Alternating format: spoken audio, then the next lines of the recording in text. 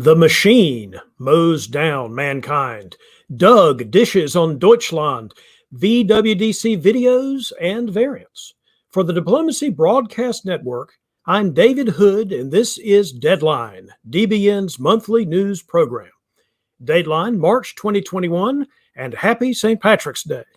For our feature story, before we had the North American Diplomacy Federation or its website, before we had World DipCon as a functioning world championship for face-to-face play, before we had any diplomacy websites, before anything like the current hobby infrastructure existed, we had the quarterly magazine Diplomacy World.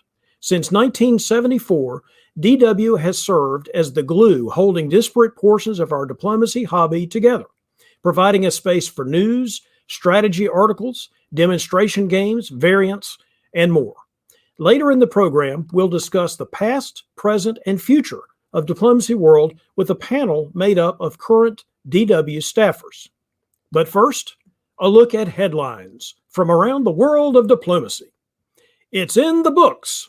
The first ever DBN Invitational Tournament final was held virtually on February 27th, with Peter the Machine McNamara of Australia besting the rest of the Super 7 to win the Calamar Cup, fighting off a self-described League for Humanity formed to stop him towards the end of the game.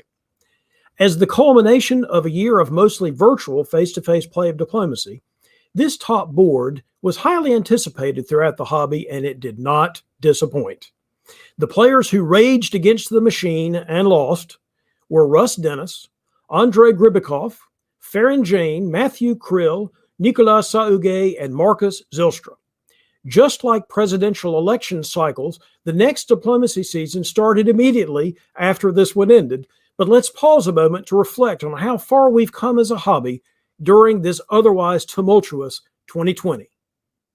All right, that's enough. Moving on. At Deadline News, we have reported a number of times during the past several months about the use of diplomacy in research into artificial intelligence. DIP has long been used as a tool for improving the reasoning, negotiation, and analytical capabilities of AI.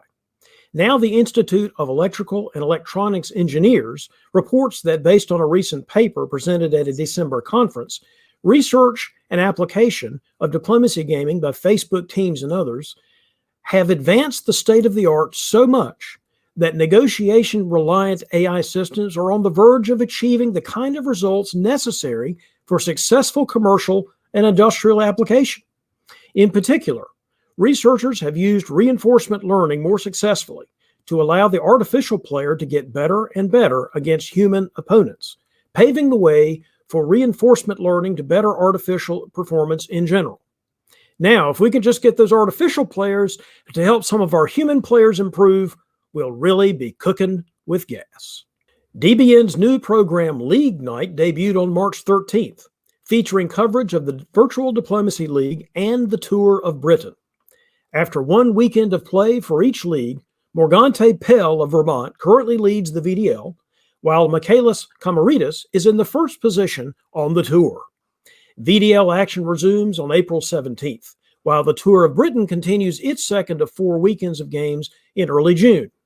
As for League Night itself, this latest broadcast offering will appear each month with game recaps, interviews, and other coverage, not only of the VDL and the Tour, but also of the French Language League, the Asia Pacific League, and likely the Speedboat League currently housed on the Nexus Discord server. The new diplomacy tournament circuit is just around the corner. On April 10th, the Whipping Tournament, usually held in San Jose by the Bay Area Diplomacy Association, will be held virtually with a 2-round event GM'd by DBN's own Siobhan Nolan. Then in early May, we'll have the new springtime edition of Carnage in Vermont, called eCarnage since this year is virtual, run by longtime tournament organizer Dave Miletsky. And then the last weekend in May, the virtual version of DixieCon will feature 3 rounds over 3 days, plus video open and closing ceremonies and a speedboat tournament. Invites to the Discord servers housing the first 2 events will be in the description field below this broadcast, with updated DixieCon information being available when the dweeb running that tournament gets his bloody act together. If you are not yet on the virtual World Diplomacy Community Discord server, then now is the time to join. In addition to the fact that most of the events I just mentioned have been or will be run through that server, there is now a regular Sunday feature called Masterclass, in which a combination of experienced and newer players participate in a live audio chat regarding a particular diplomacy-related topic. Past editions of Masterclass discussed Italian opening strategies, 50-50 tactical guesses, and options to avoid a 2-on-2 deadlock in the East. Another new feature, a variance space on the VWDC server to facilitate virtual face-to-face live play of variant games for all you variant virtuosos out there. If you need help understanding how to navigate the VWDC server, try the introductory video that is linked below. Also linked is an invite to the server itself. Our diplomacy media partners have been busy out there in the past month, producing tremendous content for all you dipsters out there. Legendary Tactics continues its highly popular series of videos about the play of each power, releasing 2 videos, one with world champion Doug Moore, giving us the lowdown on Germany, and the other with another World DipCon winner, Chris Brand, offering his unique take on Italy. Florida Man has created a new server on Discord to house discussions about both gaming and non-gaming subjects. Brother Board has produced more installments of his Diplomacy Dojo series, including one about the importance of taking remote centers when you're pushing for a solo. The Diplomats explore the games played by both Ed Sullivan and Russ Dennis from the recently concluded DBN Invitational, while the fine folks at DiploStrats analyze the 2020 Online Diplomacy Championship game. Whew. For links to these and other DIP content creators, visit the North American Diplomacy Federation website at thenadf.org. Are you a young person out there, maybe still in school or in your first job, who has run across this whole diplomacy thing and you want to learn more about how to play in a tournament setting? Or are you a grizzled old hobby veteran who wants to help grow the hobby by nurturing the development of new diplomacy talent? George Zhang has a spot for both of y'all in his 2nd annual GudCon Diplomacy Tournament, this time being held virtually on March 27th and 28th. George has designed a unique experience designed to cater specifically to new players and to those who want to help teach them the game, which includes a highly innovative vote-based scoring system. To find out more information about GudCon, look for the link below this screen. Here in the United States, the season around the Ides of March is not for praising the fallen Caesar, but instead for celebrating the luck of the Irish. As a special St. Patrick's Day feature, how about we check in with Irishman Matt Lynch to talk about diplomacy, Ireland, and the intersection of the two. All right. Top of the evening to you, Matt, and welcome to the show. Tell us a little bit about who you are, where you are, and how you got into diplomacy, if you would. Well, first of all, Dorothy and Malagut for having me on the show. I'm Matt Lynch from Ireland. I guess that's why I'm on the show, it being time of year for Irishness. So I started playing diplomacy about 2 years ago now. I think I kind of discovered, I think I just saw like a tweet or something of someone talking about it, like basically describing it as like risk without any dice or luck. And that kind of intrigued me. So I started by playing games on playdip.com. And I kind of enjoyed those, but they do go, I don't like that it goes on for weeks. So I found this virtual face-to-face stuff, which I think I found through seeing a DBN broadcast. I enjoy a lot more. I think it's real good to just do the over voice and get a game done in the one setting. And yeah, I think those are a lot of fun. So I'm still not any good at it, but they're a lot of fun. Well, I'm sure there's always room for improvement, but you have been playing a lot lately, haven't you? Yeah, I suppose. I mean, I played in. I'm trying to think of what. I'm so bad at remembering these terms. I did. Not that. I mean, every few weeks, I suppose I could get a game in. Like I've been playing a few of those house games that are organized over on Bill Hackenbach's Discord, the VWC Discord. I was in the rookie showcase for the final day of the VDL, which I was the last minute fill in for that when Zach was looking for someone to fill the space.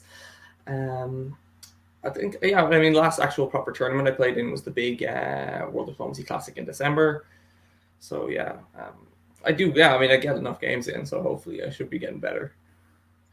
Well, and it's great that we have all these virtual events now for people to participate in from Yeah, all it's over the really, world. it's cool that there's so much, yeah, there's so many happenings. You can play all the time, really, if you want. Now, we've had in the past, basically before you joined the hobby, we've had some pretty significant Irish participation in the hobby. There was a guy named Brian Dennehy that played a lot of tournaments. I'm talking about face-to-face tournaments all over the place. It's been a while, though, so I'm hoping that, there's some fertile ground there to plow for the future of Irish diplomacy once all this pandemic is over. And do you have any interest in looking for other local players once the pandemic subsides?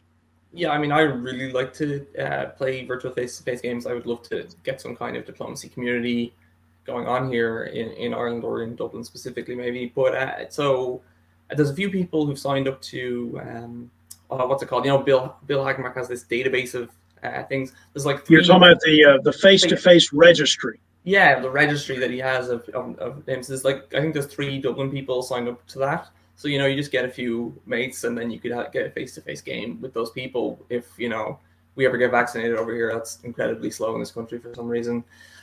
But once we get that going, with at least one face-to-face game with those people. And then if we could develop that into some kind of organized club, that'd be phenomenal. I mean, I suppose I'd have to put the work into actually doing that. But well, we're going to say, Matt, we expect you to, because you're now the de facto leader of the Irish diplomacy hobby after this interview. Yeah, that's unfortunate. Maybe the Irish diplomacy hobby deserves someone more motivated than me. But anyway, we're looking forward to anything that happens. Many hobbyists may not know this, but one of the very few commercially published diplomacy variants in the past is actually, or was centered on Ireland. It's called Ardri. We're going to put a link to that variant in the description field below this broadcast. Talk to us a little bit. I sent you the map and the rules. Talk to us a little bit about this variant from your particular Irish point of view, if you would. All right. Well, I had never heard of this variant before you linked it to me, and it's pretty interesting. It's kind of I don't know. I'm not sure what to say about it, but there's a few things that are interesting to me about it. It's set in Ireland in the 4th century. It's it's just capturing of supply centers to be the High King. That's what Ardri means, is the High King. It's the powers are the 5 old traditional provinces in Ireland. Ulster. They're all given the Irish names. I was going to start saying the English names, I suppose. But Ulad, Connacht, Meath, Lothian, which is Leinster, and then for some reason Munster is called Muma. I've never seen that in my life. Like in school, I would have been taught the Irish for Munster is Muman, so I don't know why it's Muma. But I mean, I don't know, maybe just some historical reason for that. And apparently, also you can do a 6-player with the Vikings, which is kind of weird. That's they're 500 years ahead of schedule, I guess. Well, it may not be the most historically accurate in the world, but I guess they're trying to do something that's fun and innovative by setting it so far. It is just something to be a little bit different from the regular diplomacy to have this 3 navies with no supply centers. The mechanics of it are kind of interesting to read. I don't know if Bliss is what they can read in the description, but it's a kind of an interesting vibe, to have that just be part of the game. It makes it different from traditional diplomacy. As I recall, the 5 Irish powers, they can also send some of their fleets raiding. So they go off the board. This seems kind of weird, but they go raiding off the board, and it kind of gets you a temporary extra unit as a result. It's like capturing a supply center by sending a navy off the board for 1 turn. I don't know how I would use that in practice if I was playing it. I'd have to think about the strategy, but it's. I suppose. Well, it's still fun to look at a map of Ireland and an Irish variant right around St. Patrick's Day in the United States. At least I thought it was fun. Yeah, no, I think it's interesting in some ways. It's also all the place names on it ridiculous. They're all almost all of them are like noble family names, like from those areas. Like most of the cities and towns that we have now didn't exist back then, so I suppose that makes sense. Some of them are pretty impronounceable, I think, to someone who's never taught Irish. Nocta being on the map is ridiculous. All of these are crazy. Like, and spelling own with the GHAN, like they're just. It feels like they're trying to fuck with people, but yeah, I shouldn't swear, should I? I think they're succeeding in that. If that's what they were trying to do, they've succeeded, because I couldn't make heads or tails of any of those names. There's so many where you're just like, how could you expect anybody who wasn't taught Irish to pronounce Usnach, which Uisneach, like. Well, yeah, what we need is Matt Lynch to explain all these names to us the next time we play it. That's what we need. Yeah, sure. Or at least, at the very least, make people pronounce them properly anyway. That's right. Well, any final thoughts for our audience from your perch on the Emerald Isle? I don't know, just if anyone watching is in Ireland and wants to be part of a face-to-face community, then maybe sign up for the face-to-face registry or get in Discord and find me or something, and maybe eventually we can get a real club here. That's the most useful thing I can get out of being on this show, I think. Yes, and if anybody's watching this who wants to get in touch with Matt, you don't have any other way to do it, you can always email me at davidhood@dixiecon.com, and I will get you to Matt so that you can help. Just put something in the comments. I'll probably watch this video. Really? You think you're going to watch this video? Good. Now, I'll have one viewer for the March edition of Deathly. At least one. All right, Matt. Well, I appreciate you coming on the show to give us a little Irish perspective in March, and I look forward to seeing you over at Diplomacy Board in the future. Yeah, thanks for having me on, David. Now, folks, let's turn our attention to the venerable hobby publication, Diplomacy World. How important has this flagship publication been to the hobby in the past? What role does DW serve today in the function of the hobby? What does the future hold for Diplomacy World, and how can fans of the game get involved in creating that future as part of the DW family? We'll answer these and other questions right now with a panel consisting of current lead editor Doug Kent from Texas, Georgia resident and variant editor Ben Durfee, and interview editor Randy Lawrence Hurt, who's located in North Carolina. Doug, let me start with you. What were your first experiences with Diplomacy World, and why did you decide to take on a leadership role with the magazine? Well, I first heard about Diplomacy World when I first came into the hobby in the late 80s, but it was actually an issue that you published, your first issue, when you were lead editor. That was the first issue that I read. If you remember, you distributed it in newsprint format to basically the entire postal hobby.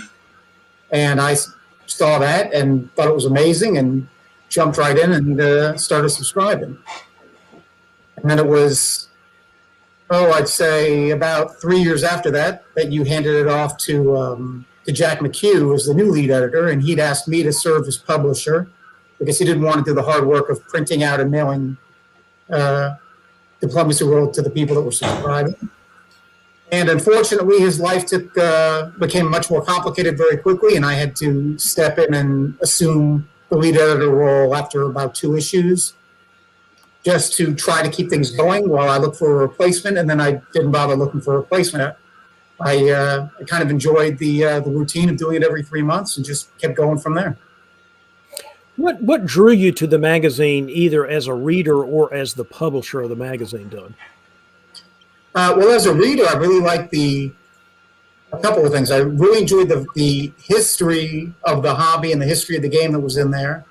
It was the only place where I could find really well-written articles on strategy and tactics. This was in the pre-internet era where you couldn't just go on YouTube and find a video or watch DBN. And also the coverage of all the different face-to-face tournaments that were happening. Diplomacy World kind of tied all these different areas of the hobby, the postal side, the face-to-face side, strategy and tactics, variants, things like that, all together under one publication that I hadn't seen it like that in any other zine before. Yeah, I think you'll find a lot of people, me included, who joined the hobby through Diplomacy World. Back in the old days, there was a little flyer in the box when you bought the game. There was a flyer that gave you information on Diplomacy World. That's how people got into the diplomacy hobby, was through this magazine. So it really does have quite a pedigree. Ben, how about you? How did you get involved in Diplomacy World, and then how did you get involved on the variant side? Well, I first became a reader in 2009 when I found Diplomacy kind of by accident on online. And Diplomacy World then, as it is now on Wikipedia, is one of the few links from Wikipedia.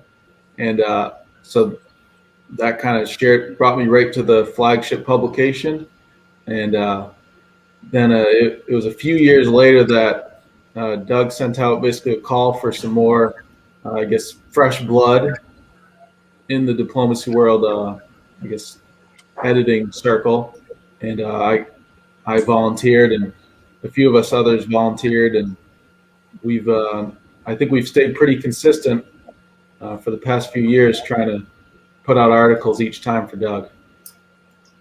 Yeah, Doug and I were talking before the panel discussion about how important the regularity of Diplomacy World is, that it comes out almost like clockwork every 3 months. And that's really quite a thing to have in a hobby like ours.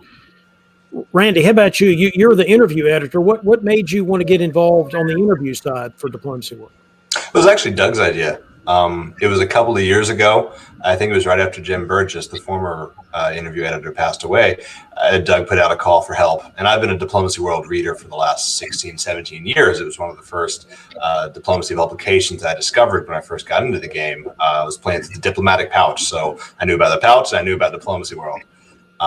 So I've been a reader for years, and Doug put out a call for help, and I put in my hand, said I'd be happy to do whatever I could, and he asked me to take over interviews, and I'm glad I did. I find it was always one of the sections that I turned to when I read Diplomacy World. I would always find Jim's interviews, so I was glad I was able to take it over. Do you have a favorite interview subject that you either an interview you did or one that somebody else did in the past? That feels like a trick question. I love all of my interviewees equally. There are no favorites. And I'm going to give the most politic answer. My favorite interview is always the next one.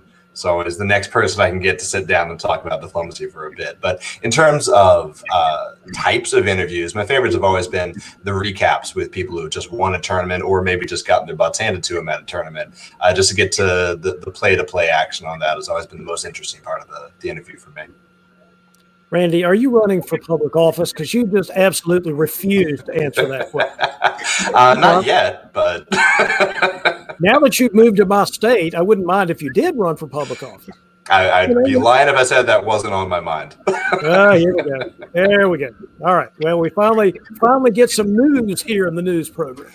So let us know when you announce. All right, Ben. I'll be sure to let you know so you can vote against me. It's possible. All right, Ben. Let's go back to you. Variants have always played a central role in Diplomacy World content. There was a variant in issue 1 that was published in 1974. Why do you think variants are important to the hobby, and what do you plan to do with Diplomacy World to help promote variant play?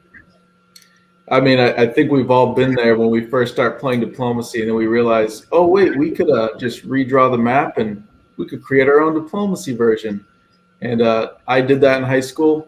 I came up with a variant, and it was pretty bad, and I'm sure almost all of us have at some point sketched out a variant and maybe even roped up some doofuses into playing it, and then realizing how much work it actually takes to make diplomacy such a great game. And so I think what variants do are twofold. They showcase how great the original game is, and they also give us kind of an outlet, to create something in that original game sphere. I mean, I've been in the hobby for 10 years now. Y'all have been in it a lot longer than me. So at some point or another, a variant kind of lets you take a little breath of fresh air and I guess rediscover what's so cool about diplomacy. There used to be sort of a dichotomy between rules variants and map variants. Variants where it's really just the same game on a different map, or variants where they have a lot of different rules that change the game itself. Do you have any preferences between those two things, Ben? I think what good variants are doing now is learning that you need to do some rule changes to make a variant unique. and you also need to have really good map design. So I think you need to blend the two, but I think the rule variants, I don't like it when they go too off course usually. So I think when you have a good map design, you need to give a little bit of rule tweaks, just a little bit, so that it stands out, because there's a lot of variants out there. You go to the variant bank for the old variants, I guess pre-internet. You go to Reddit for new, I find more poorly designed variants, to be honest, on Reddit. You go to Play Diplomacy for some very good ones. You go on Discord, you find some good ones. So you need a little bit of rule change, I find, to stand out a bit. Gotcha. But you can't go too far, or else you won't get participants. Gotcha. Doug, let's go back to you for a minute. The zine has always included a demonstration game with commentary, which is in some ways a precursor to what you see now on Diplomacy Broadcast Network with live commentators. What do you think the role of demo games has been over the years in the Diplomacy World publication? Well, in the pre-internet age, it was one of the few places where you could actually follow a game step by step at a slow, relaxed pace, at postal pace back then, and have some insight into why people were moving in certain ways, why they were doing the things they did, both during the game from commentators and then after the game when you read all the end of game statements. I mean, you know from your time in the postal hobby that detailed end of game statements from the players was a staple also of the hobby itself, which is something that we've moved away from now as games take a lot less time and they're played a lot faster. The tactics don't change necessarily, but the alliances and the strategies that people attempt when you're playing at a slower pace can be a lot more complex. And also, I think that the demo games in Diplomacy World have given some players who've chosen to join in an opportunity to try things that they otherwise might not have tried. Strategies are a little bit different just because they know they're on a larger stage, but not risking, position in a tournament or something. And if they fall down on their face, it really doesn't matter. It's just for good fun. Well, I think you're actually in the process right now of recruiting players or 7 players for the next demo game that's about to start. So tell our viewers here on DBN why they should volunteer either to be a player or a commentator for that new demo game. Well, for one thing, if you've only playing online or face-to-face and you haven't played something in the slower, more methodic postal speed before, it's a different way of experiencing the game. Also, of course, you'll become internationally famous. We do still have a few thousand readers on every issue before the next issue comes out. It's a different kind of experience. You get to play with a different set of people that we try to mix from different segments of the hobby that you wouldn't see somewhere else. So for posterity's sake, players that think they're good to very good should consider it. Randy, what do you think the role of Diplomacy World can be in the future of our hobby? Do you have any thoughts about that? I do. And it was kind of alluded to by Doug earlier on in this segment where he talked about the history around Diplomacy World, how long it's been around, and it provides a sense of continuity. For me, obviously, I love the game of diplomacy, but the most important part of the diplomacy hobby to me is the hobby part. It's the community part of it. I don't even play much diplomacy anymore, and judging from my recent results, I'm certainly not showing up for the chance to win. I show up for the people, and Diplomacy World provides a great sense of continuity that is really necessary for a community. So in addition to the articles, and obviously Ben's work is terrific with the variants, we always have good strategy articles, and the interviews are the highlight of every issue as far as I'm concerned.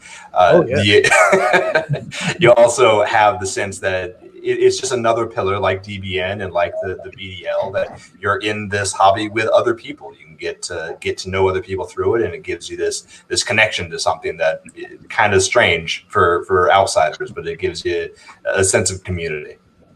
Yeah, I think that's really true. What about you, Ben? Do you see Diplomacy World as a gathering place for fans of the game from different corners or aspects of the hobby? Absolutely. More than ever, I think last year has kind of allowed the online community and the face-to-face community to come together a little more, especially in some of these awesome online, face-to-face tournaments. And I think Diplomacy World is the perfect place to get news about both the online hobby and the face-to-face hobby in one spot. So I think it's got a great future. All right, Doug, I'm going to give you the last word here. If folk are watching this Deadline News episode and they want to get involved in Diplomacy World, have a hankering to do that, how do they do that? Well, first thing you should do is just go to diplomacyworld.net. You can find PDF files of every issue that's ever been published from 1974 until the one that'll be coming out in early April.